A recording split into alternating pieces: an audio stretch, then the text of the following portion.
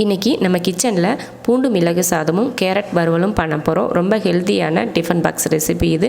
குழந்தைங்களுக்கு லஞ்சுக்கு கொடுத்து விடுறதுக்கு இதை விட ஒரு ஈஸியாக ஒரு லஞ்ச் இருக்கவே முடியாது.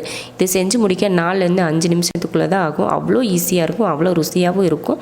பெரும்பாலும் குழந்தைங்க பூண்டுனாலே சாப்பிட மாட்டாங்க. ஆனால் இது மாதிரி பூண்டு சாதமாக செஞ்சு கொடுத்தா அவங்களுக்கே தெரியாமல் பூண்டை நல்லா சாப்பிட்டு முடிச்சிருவாங்க. பூண்டு மிளகு சாதம் கேரட் வறுவல் எப்படி பண்ணலாம் அப்படிங்கிறத பார்க்கலாம்.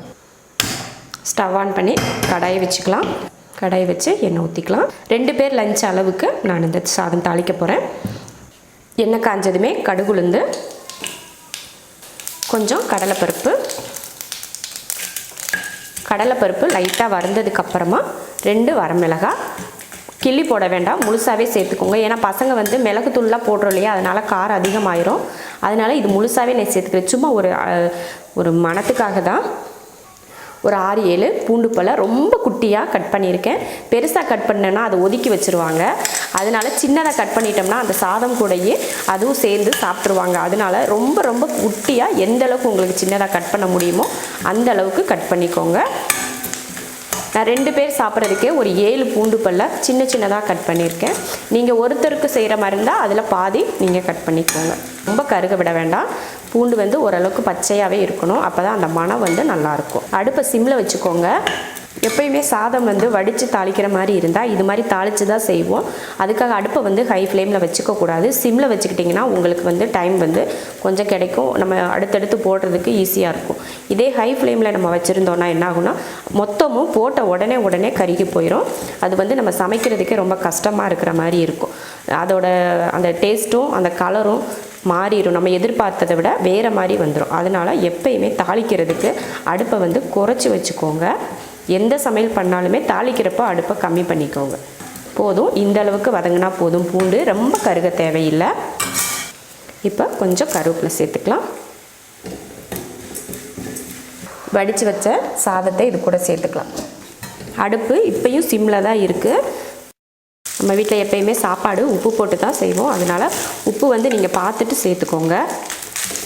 ஒரு 1/2 ஸ்பூன் மிளகுத்தூள், அவ்வளோதான். இப்போ கலந்துக்கலாம். இப்போ நீங்கள் கொஞ்சம் உப்பு தூவுறதுன்னா மேலே கொஞ்சம் உப்பு தூவிக்கலாம். கொஞ்சம் உப்பு பத்தாத மாதிரி இருக்குது, அதனால் உப்பு கொஞ்சம் தூவிக்கிறேன். இப்போ இதில் மல்லித்தலையும் கொஞ்சம் தூவிக்கலாம். இப்போ கலந்து விட்டுருங்க. இதில் கொஞ்சம் நீங்கள் தாளிக்கிறப்ப கொஞ்சம் மஞ்சத்தூள் கூட சேர்த்துக்கலாம். கலர் நல்லா மஞ்சள் கலராக இருக்கும். அவ்வளோதான். இப்போ சாதத்தை இறக்கி வச்சுட்டு வறுவல் பண்ணிக்கலாம். கேரட் வறுவல் பண்ணுறதுக்கு எண்ணெய் ஊற்றிக்கலாம். 2 கேரட்டை மேலே இருக்க தோலெல்லாம் சீவிட்டு இந்த மாதிரி ரவுண்டாக கட் பண்ணி எடுத்து வச்சுருக்கேன். இதில் வேறு எதுவுமே சேர்க்க தேவையில்ல. தேவைப்பட்டால் கருவேப்பிலை மட்டும் சேர்த்துக்கோங்க. இப்போ இதில் எண்ணெயிலே இதில் சேர்த்துக்கலாம். தேவையான உப்பு,